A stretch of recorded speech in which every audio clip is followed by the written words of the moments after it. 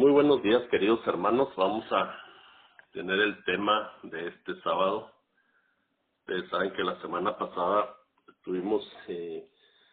comenzamos el estudio de los sellos, ¿verdad? que van en paralelo con las iglesias y la historia de las iglesias de Apocalipsis 2 y 3. Es la historia a partir desde la ascensión de Cristo, y la historia de todas esas iglesias que existieron en Asia. Y es la historia de la iglesia, hermanos. Pero van en paralelo, ¿verdad?, con los sellos, que es la misma profecía, pero con diferentes símbolos. Así la palabra de Dios nos enseña, ¿verdad?, así como en Daniel y Apocalipsis, o en Daniel, por ejemplo, la profecía de la historia del mundo, ¿verdad?, en Daniel 2 te lo pone como una estatua, y en Daniel 7 es la misma profecía y la misma historia, pero te da un poquito más de datos, pero te lo pone con bestias, ¿verdad?, pero es la misma profecía.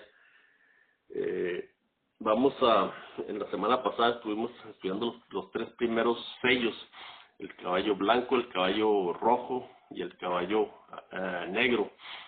Y descubrimos, ¿verdad?, que el enemigo es la manera de actuar, ¿verdad?, de primero conquista y luego después suelta una persecución, y al final pues ve que no le funciona y empieza a infiltrar la verdad de Dios, o el verdadero pueblo de Dios, hermano. Y es exactamente, si ustedes observan, es exactamente, hermano, lo que pasó con la iglesia adventista del séptimo día. La verdad de Dios, cuando muere la hermana White, que tenía las doctrinas perfectas, hermano, apegadas a la Biblia,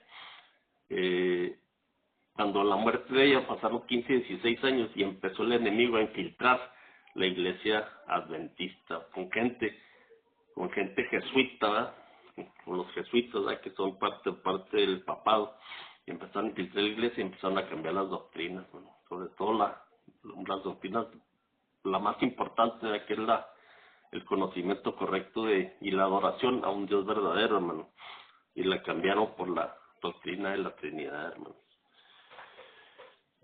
Vamos a seguir el tema. Hoy nos quedamos después del caballo negro, tercer sello, sí, el caballo amarillo, de Apocalipsis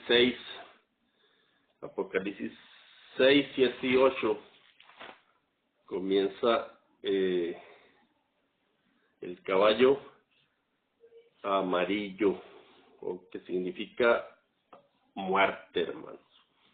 Si cuando abrí el cuarto sello oí la voz del cuarto ser viviente que decía: ven y mira.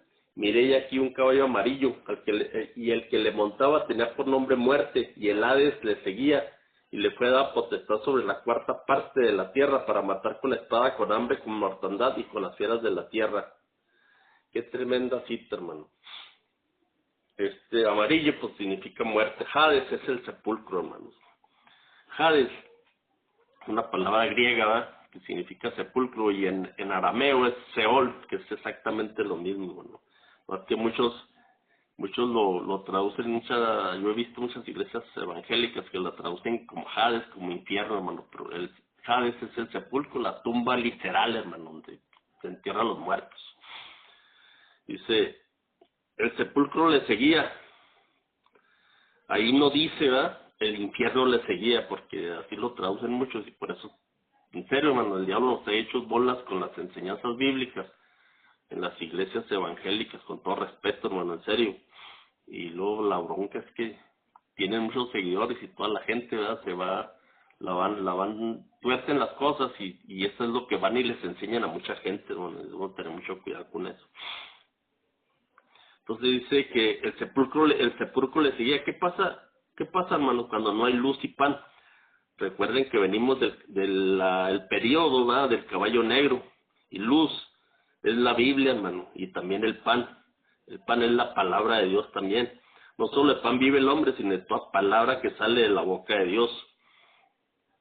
Entonces, vemos que el caballo negro, eso es obscuridad espiritual, y esto trajo como consecuencia, hermano, la herencia, sentó las bases para que de ahí se naciera, ¿verdad?, el caballo amarillo, la iglesia de Tiatira, hermano, que trae la muerte espiritual. Aquí comienza la transición, escucha, hermano, de Roma imperial o de los Césares. Acuérdense que el primer emperador que se convirtió al cristianismo fue Constantino, hermano. Tenga muy presente eso, porque eso es bien importante en la historia bíblica, ¿sí? Pero sentó las bases, ¿verdad? Fue de los últimos emperadores que vino y sentó las bases para lo que después fue la Iglesia Católica Romana, porque acuérdense que Roma de los Césares o de los emperadores, ¿verdad? Sufrió una transición, un cambio, hermano, a Roma papal. Y en el 538 el emperador Justiniano le dio el poder al Papa de Roma, y de ahí empieza la supremacía papal, hermano.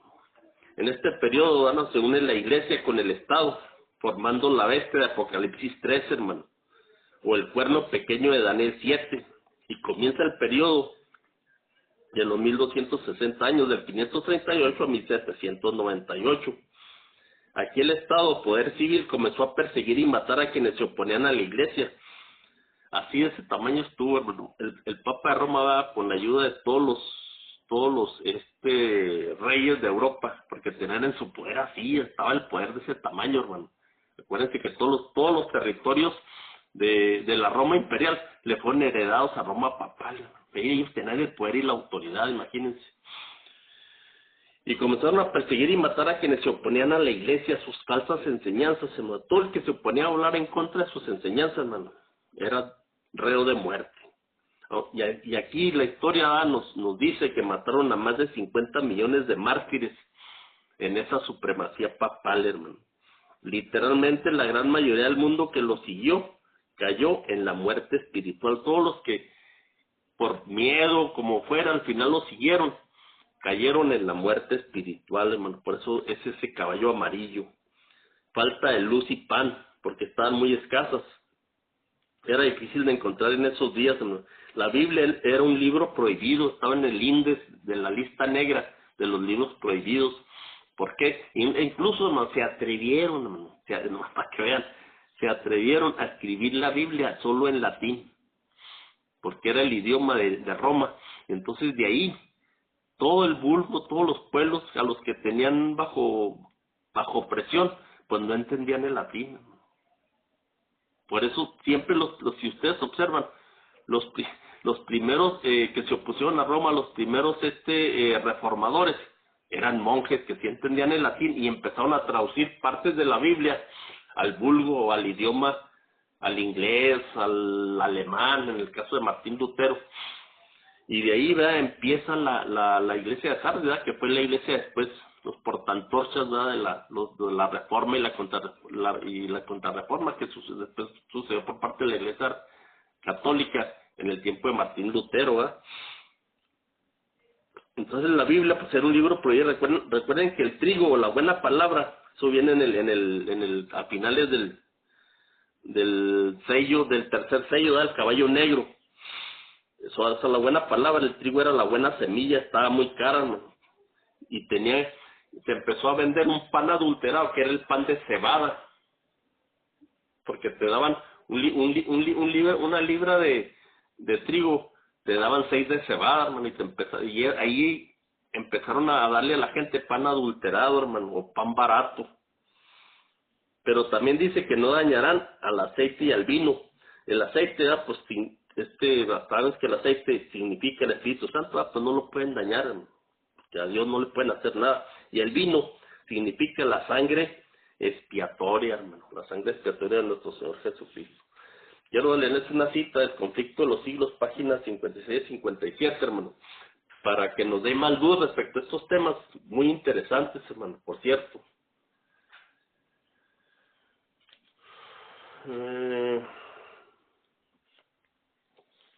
Páginas 56 y 57, escuchen, hermano. Bien interesantes estas citas de la hermana Juárez, hermanos. Y vean si no te describe fielmente, hermano, lo que pasó en ese tiempo, hermano. Dice,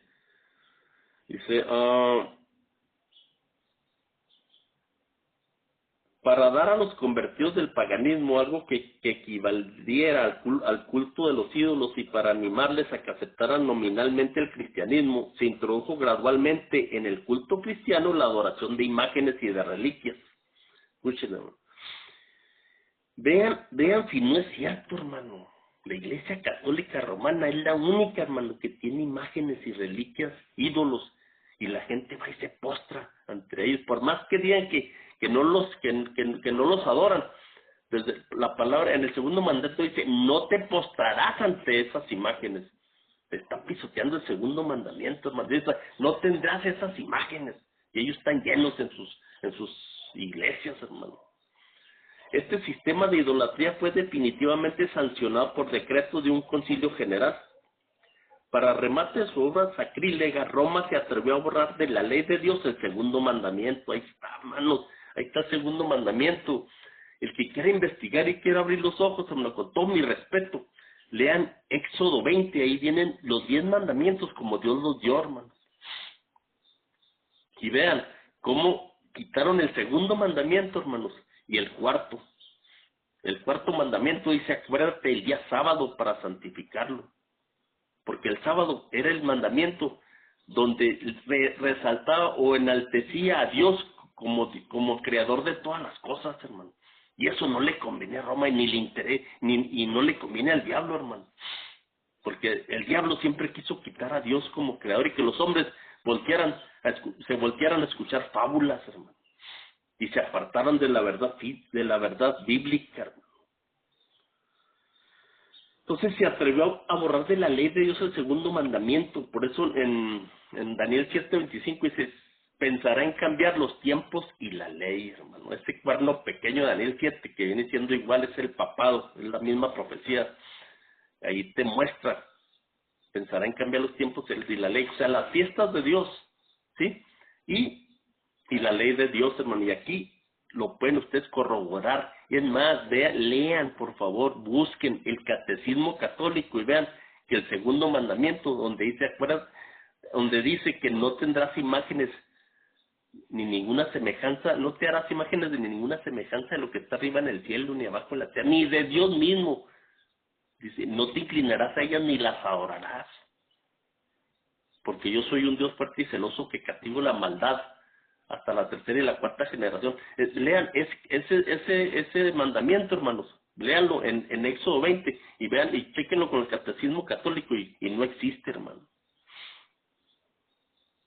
Vean cómo este hombre de pecado, hermano, empezó a pervertir todo, hermano. Y empezó a meter el paganismo dentro del cristianismo. Entonces prohíbe la adoración de las imágenes y a dividir en dos el último mandamiento para conservar el número de estos. El espíritu de concesión al paganismo fomentó aún más el desprecio de la autoridad del cielo. Obrando por medio de directores inconversos de la iglesia, Satanás atentó también contra el cuarto mandamiento. O sea, el cuarto mandamiento es el sábado, hermano. Y trató de echar a un lado el antiguo sábado, el día que Dios había bendecido y santificado en Génesis 2:2 desde la creación, para colocar en su lugar el día festivo observado por los paganos como el venerable Día del Sol, el domingo. Y es Domini Solis Invictus en latín. El domingo viene del latín, hermano. Y es el venerable Día del Sol, hermano.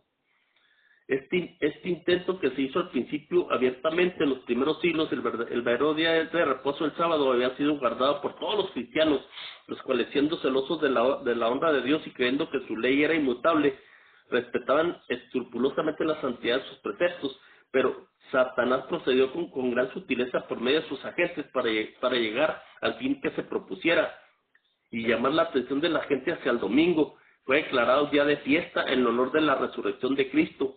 Se celebraban servicios religiosos en ese día, no obstante, se lo consideraba como un día de recreo y seguían guardándose piadosamente. El sábado, bien astuto, Satanás empezó a hacer el del domingo un día de fiesta, hermano, donde se la pasaba la gente bien. Entonces, con el fin de preparar el terreno para la realización de sus fines, Satanás indujo a los judíos antes del advenimiento de Cristo a que recargasen el sábado con las más rigurosas exacciones. O sea, los judíos, hermanos, cuando Cristo llegó, lo tenían bien satanizado, hermano. ¿Por qué? Porque eran ya agentes de Satanás. Los fariseos, hermano, tú si levantabas un palo o te veían cargando algo en sábado, ya era pecado. La pobre gente la tenían asustada, hermano, y muchos hasta los apedreaban en aquel tiempo. Empezó a cargar, a hacer el del sábado un día pesado, hermano, cargado de cosas no eran bíblicas. No puedes, por eso cuando iba Cristo y sus discípulos ahí arrancaron unas espigas de un campo. Los acusaron de estar pisoteando el sábado, hermano, por Dios. Fue cuando Cristo les dijo, yo soy el Señor del sábado, de cierto les digo, ¿verdad?, que el sábado fue hecho para el hombre, no el hombre para el sábado, hermano. O sea, ¿por qué? Porque lo habían hecho ya una carga el sábado, hermano, y la gente, en vez de ser un día de fiesta, un día de comunión con nuestro Creador, ya la gente lo empezó a sentir como, ay, ahí viene el sábado, como un día cargado, hermanos. El diablo así los indujo a los judíos en aquel tiempo, aprovechándose luego de la falsa luz bajo la cual los había hecho considerar y solo despreciar como institución judaica. O sea, el diablo los empezó a decir, esto viene del judaísmo, por como los judíos obraron antes de la primera venida de Cristo, mientras que los cristianos seguían observando generalmente el domingo como día de fiesta alegre. El diablo los indujo a hacer del sábado un día de ayuno, de tristeza, de abatimiento, para hacer patente su odio al judaísmo. A principios del siglo IV, el emperador Constantino expidió un decreto que hacía del domingo un día de fiesta pública en todo el imperio romano. Escuchen, hermanos, el día del sol fue reverenciado por sus súbditos paganos y honrado por los cristianos, pues era política del emperador conciliar los intereses del paganismo y del cristianismo, que se hallaban en pugna. Los obispos de la iglesia, inspirados por su ambición y su sed de dominio, escuchen, hermano, le hicieron obrar así, pues comprendieron que si el mismo día era observado para cristianos y paganos, estos llegarían a aceptar nominalmente el cristianismo, y ello reanudaría su beneficio del poder y de la gloria de la iglesia. Escuchen, hermano, pensamientos satánicos, hermano. Pero a pesar de que muchos cristianos piadosos fueron poco a poco inducidos a reconocer cierto carácter sagrado al domingo, no dejaron de considerar el verdadero sábado como el día santo del Señor, ni de observarlo en cumplimiento del cuarto mandamiento, hermano. Pero no paró aquí la obra del jefe engañador. Había resuelto reunir al mundo cristiano bajo su bandera y ejercer su poder por medio de su vicario, el orgulloso pontífice que aseveraba ser el representante de Cristo, ser el Papa de Roma, hermano. Realizó su propósito valiéndose de paganos semiconvertidos, de prelados ambiciosos y de eclesiásticos amigos del mundo, convocándose de vez en cuando grandes concilios en que se reunían los dignatarios de la iglesia de todas partes del mundo.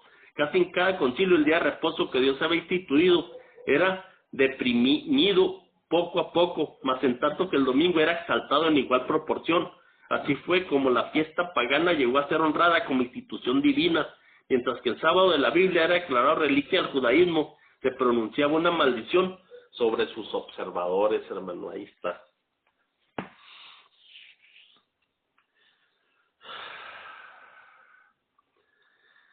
Hermanos, pero el Espíritu Santo, nuestro Señor Jesucristo, acuérdense que nuestro Señor Jesucristo cuando subió al cielo, comenzó su obra en el santuario celestial, hermano, envió su Espíritu Santo. El Espíritu Santo, hermano, es la presencia invisible, ¿sí?, de nuestro Señor Jesucristo, hermano. Es la omnipresencia en todo el mundo de Cristo, hermanos. No es una tercera persona en la deidad, hermano, es Cristo mismo, por Dios. Debemos de entender eso, hermanos. Porque Cristo cuando estaba aquí no podía desprender su espíritu. ¿Por qué? Porque estaba en carne, hermano. Por eso Cristo les dijo, les conviene que yo me vaya y así les enviaré el Consolador. ¿Cuál era el Consolador? Cristo mismo los estaba consolando ahí, hermano. Pero después los iba a consolar espiritualmente, hermanos. Ese espíritu de nuestro Señor Jesucristo nos habla diariamente. Por eso en la iglesia de la Odisea nos tocan las puertas de nuestro corazón y de nuestra mente para que lo dejemos entrar, hermanos. Eso es exactamente, hermano. Y estos nunca faltaron, nunca. Siempre estuvieron ahí. Pero también nos dice la historia que nunca faltó un remanente fiel. A pesar de toda esta obscuridad espiritual, hermano. De toda la Edad Media. A pesar de todo eso, hermano. Y de toda tanta muerte que hicieron estas personas, Siempre hubo un remanente fiel, hermano. Poquitos, pero Dios ahí los mantuvo, hermanos. Fieles a la palabra de Dios y guardados sus sábados siempre, hermano. Esta parte de los sellos es obvio que habla del lugar santo, del santuario celestial, donde ministra Cristo, amén, porque de ahí Cristo envía su espíritu a las 7 iglesias, hermanos. Por eso dice que los 7 espíritus, que viene siendo la omnipresencia de nuestro Señor Jesucristo, viene siendo la totalidad, hermano, porque el 7 es totalidad.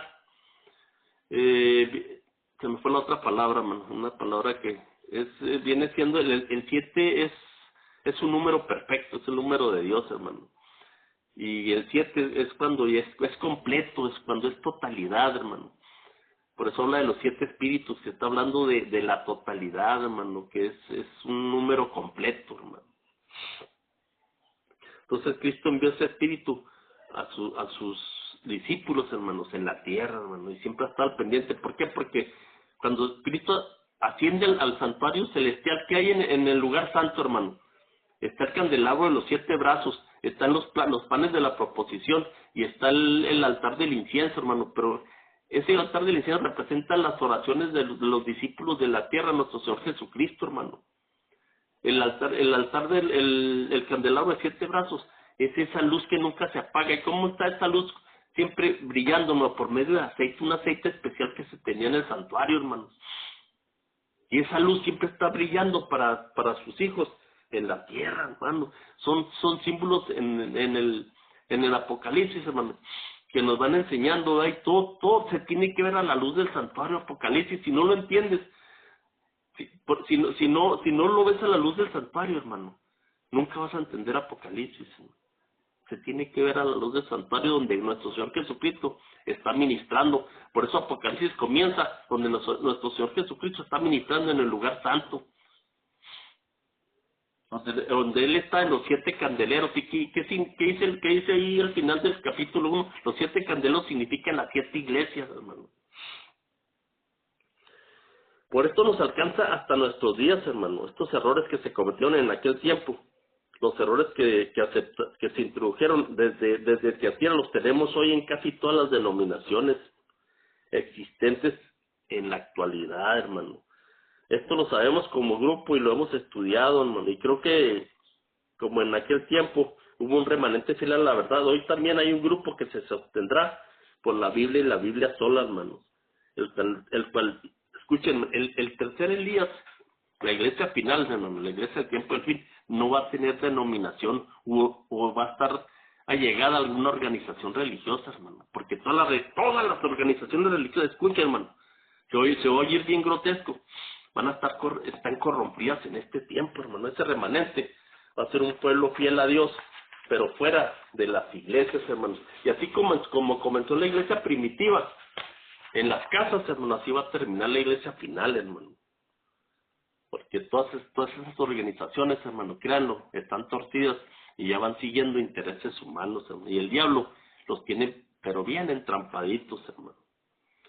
Van a ser grupos pequeños, hermano, esparcidos por todo el mundo y que irán en contra de todas estas herejías que se enseñan hoy. Y esto pues nos lleva al caballo amarillo, que el caballo amarillo viene siendo la iglesia de Tiatira en Apocalipsis 2, 18 al 29, donde nos habla de Jezabel, donde Dios le reprocha, tengo un reproche de que es aceptar esta mujer, a Jezabel, que hace pecar a mis siervos y comer de lo sacrificado a los ídolos, donde viene en Apocalipsis 2, 18 al 29, donde habla de la iglesia de Tiatira, hermano. En Primera Reyes 16, 31 al 33, o sea, nos habla de Jezabel, que en el tiempo del profeta Elías, que viene, ¿se acuerdan cuando les hablé de los 3 Elías, que les comentaba yo de esto? Ella era una sacerdotisa de Baal, y ella fue la esposa del rey Acab. Se unió con el rey Acab, o sea, que viene siendo la iglesia falsa, que representaba a Jezabel, ¿verdad? Y se unió con el rey Acab, que representaba el estado del poder civil. Y Acab, quien persiguió al profeta Elías y a todos los verdaderos adoradores fieles a Dios en Tiatira, se volvió a repetir la historia, hermanos. Vean si no es similar. Pero la Jezabel moderna es la Iglesia Católica Romana, hermano. Es esa mujer embriagada por la sangre de los mártires, ¿sí? Que dio a beber a todo el mundo de todas sus falsas doctrinas, los embriagó del vino del furor de su fornicación. Además, eso lo podemos leer en Apocalipsis 17. Entonces, Jezabel es esa Iglesia Católica Romana, hermano. Se unió con el poder civil, el Estado, los reyes de Europa, y trajo como consecuencia la persecución de los santos fieles a Dios, hermanos, todos los que están cimentados en la verdad. Y esto se volverá a repetir al final, y ya se está preparando el camino, hermano, ya se está preparando el camino. Aquí en la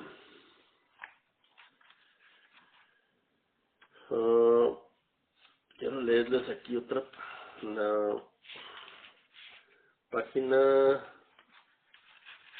57.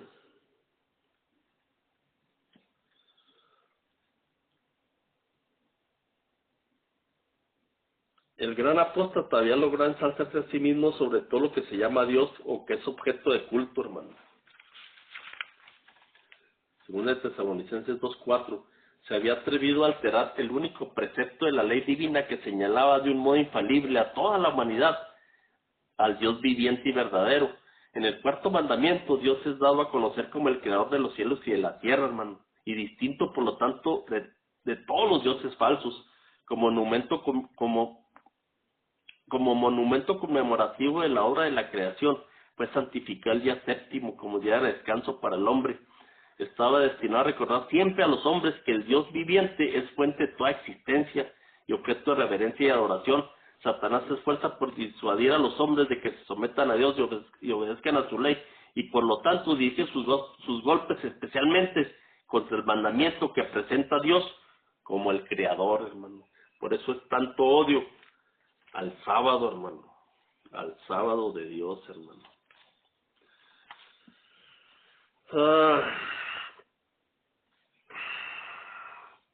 Otro dato interesante, hermano. La Jezabel del Antiguo Testamento persiguió a los profetas y a Elías por 3 años y medio literales. Tuvieron que ir al desierto y al volver Elías le dijo al rey Acab, ¿verdad? Eso lo podemos encontrar en Primera de Reyes. Primera de Reyes 18, 17 y 18 dice: cuando Acab vio a Elías, le dijo: ¿eres tú el que turbas a Israel? Y él respondió: yo no he turbado a Israel, sino tú y la casa de tu padre, que dejando los mandamientos de Jehová, siguieron a los Baales, o sea, a los dioses falsos, hermano, a los dioses falsos. Y en Primera Reyes 17, 1 al 6 me llama, porque entonces fue cuando Elías mandó esta maldición. Entonces Elías Tisbita, que era de los moradores de Galad, dijo a Acab: vive Jehová, Dios de Israel, en cuya presencia estoy, que no habrá lluvia ni rocío en estos años, sino por mi palabra. Este periodo, hermano, donde no hubo lluvia, en el tiempo del rey Acab y Jezabel, duró 3 años y medio, y lo podemos comprobar, ¿verdad? En Santiago 5:17. A ver. Santiago 5:17 dice: Elías era hombre sujeto a pasiones semejantes a las nuestras, y oró fervientemente para que no lloviese, y no llovió sobre la tierra por 3 años y 6 meses. Ahí está, hermanos. Lo más tremendo, hermanos, que en el año de Tiatira, cuando llega a la iglesia en el 538, el remanente fiel huyó al desierto por 1260 años, o sea, 3 años y medio, porque acuérdate que profecía, eso es día por año, hermano. Así es como es como se aplica, porque la palabra de Dios dice que día por año te daré. Eso lo podemos encontrar, hermanos, en Ezequiel. Y aquí se aplica en los 3 años y medio, que son 1260 días, se convierten a 1260 años, y es exactamente el tiempo de la supremacía papal, hermano, del 538 a 1798. Y la historia ahí lo confirma bien claramente, porque en 1798 Napoleón Bonaparte, hermano, le dio órdenes al general Berthier en febrero de 1798 y fue y sitió la ciudad de Roma, hermano, el Vaticano, y tomó preso al Papa Pío VI y se lo llevó al exilio a Francia donde murió, y ahí le quitó todo el poder político, hermano, político, porque cuando a la Iglesia Católica le quitas el poder político es cuando deja de ser peligrosa, hermano, y perseguidora. Y Napoleón fue y acabó con esa supremacía papal, hermano. Lo más tremendo que el rey Clodoveo de Francia fue el que le ayudó al primer papa en 1538 para derribar a los tres gobiernos arrianos o naciones arrianas que se le oponían, que eran los érulos, los vándalos y los ostrogodos. Y el rey Clodoveo de Francia fue el que le ayudó para que llegara a la supremacía papal en el 538, pero en 1798 el mismo Francia, hermano, lo derribó por medio de Napoleón Bonaparte. Es un dato tremendo ahí en la historia, hermano. Entonces, en el año de Teatira, el remanente fluyó al desierto por 1260 años o 3 años y medio, en Apocalipsis 12, 14 al 16. Aquí es rápidamente, y se le dio a la mujer, o sea, a la verdadera iglesia, hermano, a la iglesia pura, las alas de la gran águila para que volara delante de la serpiente al desierto y a su lugar donde es sustentada, por tiempos y la mitad de un tiempo. Entonces, ahí tiempo es 1 año, hermano, tiempo es 2 años, y la mitad de un tiempo es medio año, y si lo sumas, hermano, si lo sumas, son 360 más 720 más 180, te da 1260 días que se convierten en años, hermano. Es la misma profecía. Y eso también lo podemos checar también nosotros, hermano, en Daniel 7, 21 al 25. En Daniel 7 también viene, dice que ese cuerno pequeño se engrandeció grandemente, ¿verdad? Y fue a hacer la guerra contra los santos del Altísimo, se engrandeció contra Dios, hermano.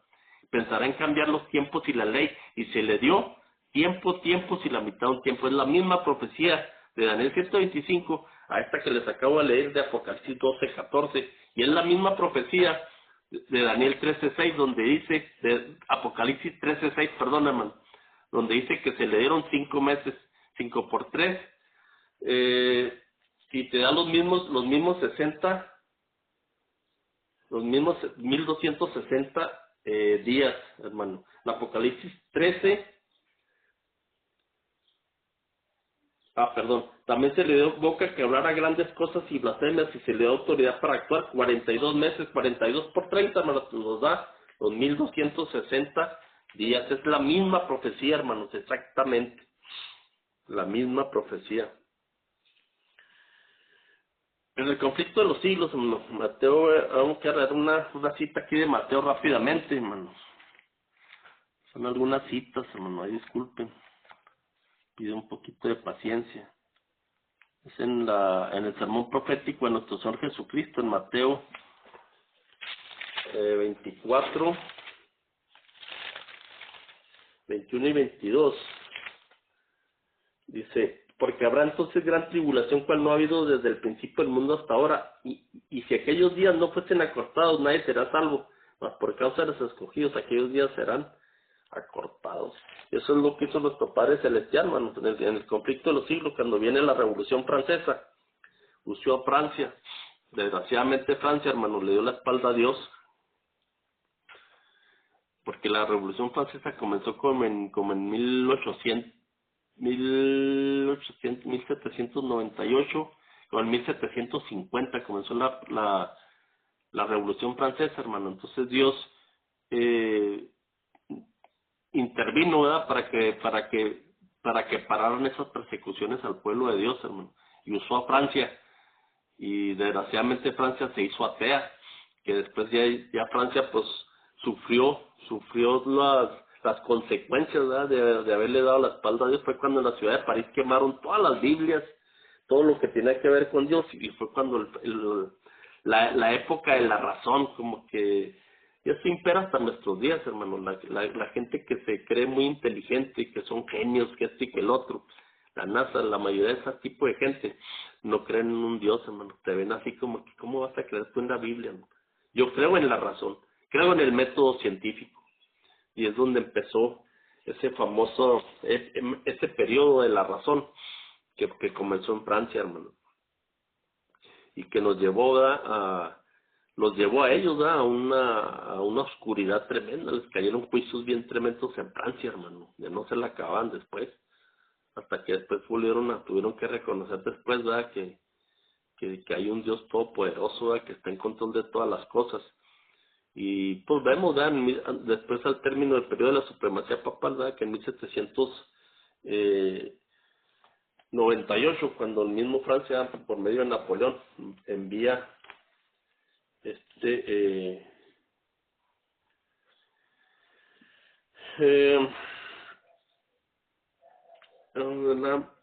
vamos a ver, les quiero leer una cita, hermano. Envía al general Berthier.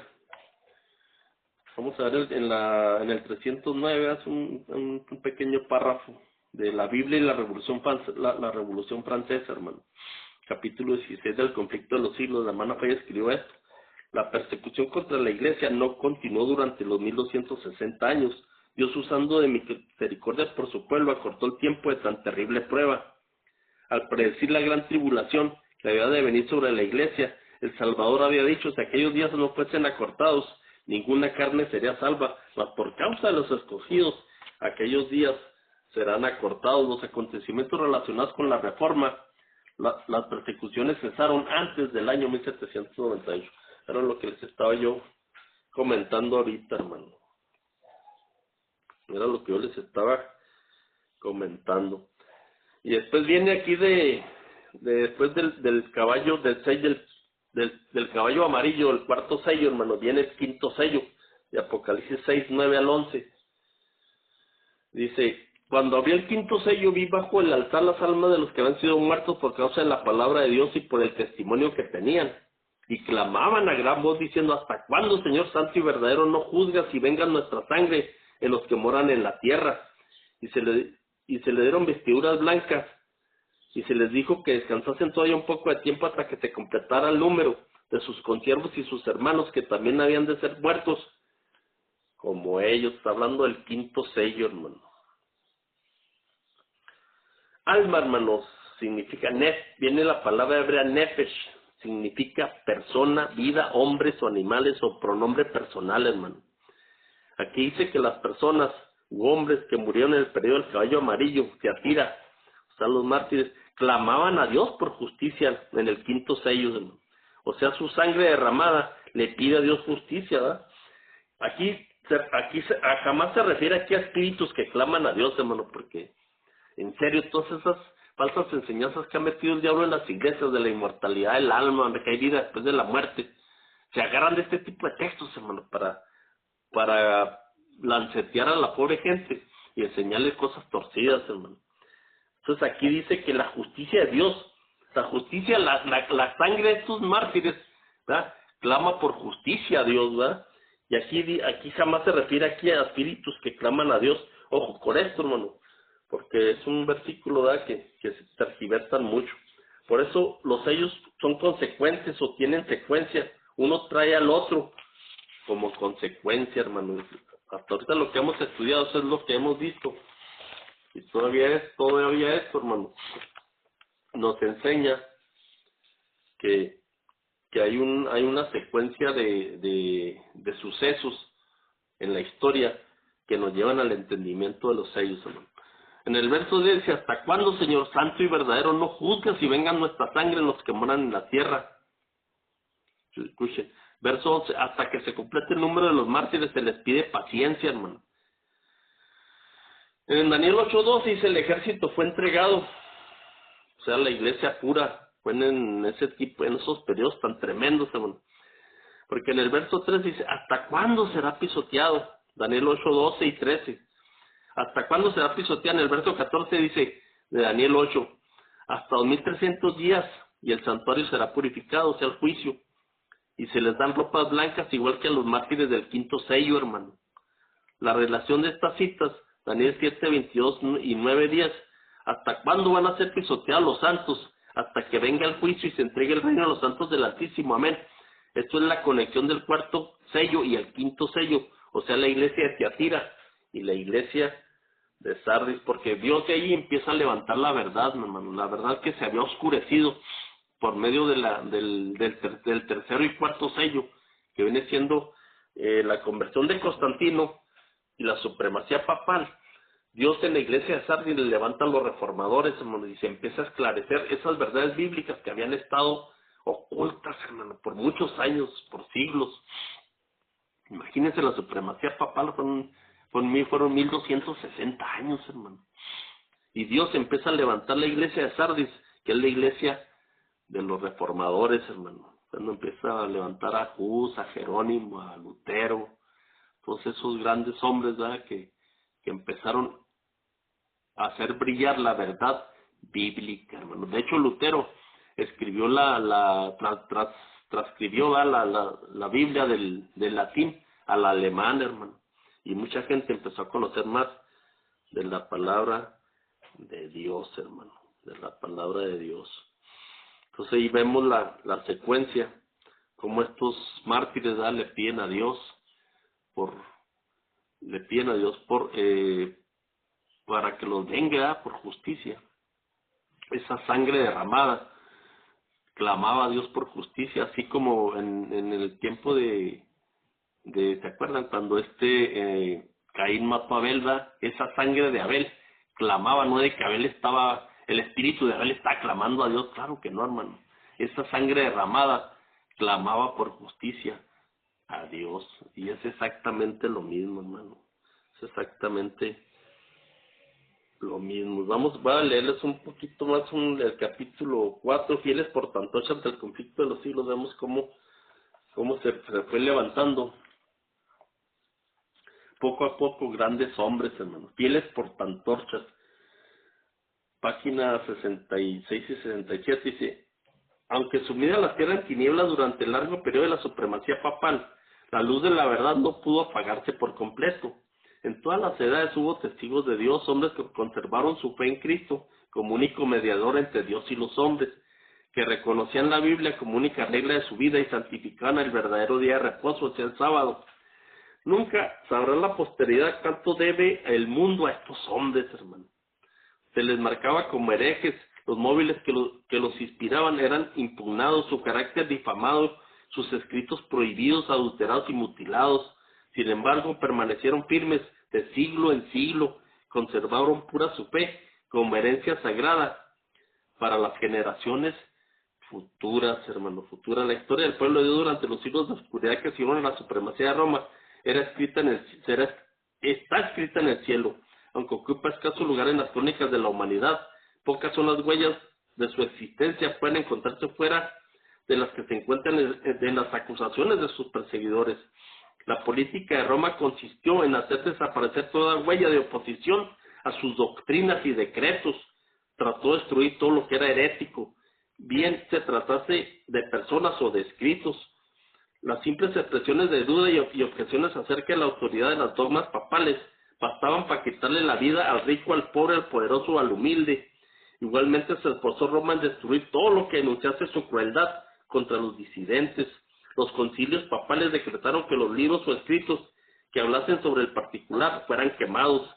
Antes de la invención de la imprenta, eran pocos los libros y su forma no se prestaba para conservarlos, de modo que los romanistas encontraron pocos obstáculos para llevar a cabo sus propósitos. Ninguna iglesia, hermano, que estuviese dentro de los límites de la jurisdicción romana gozó mucho tiempo en paz de su libertad de conciencia.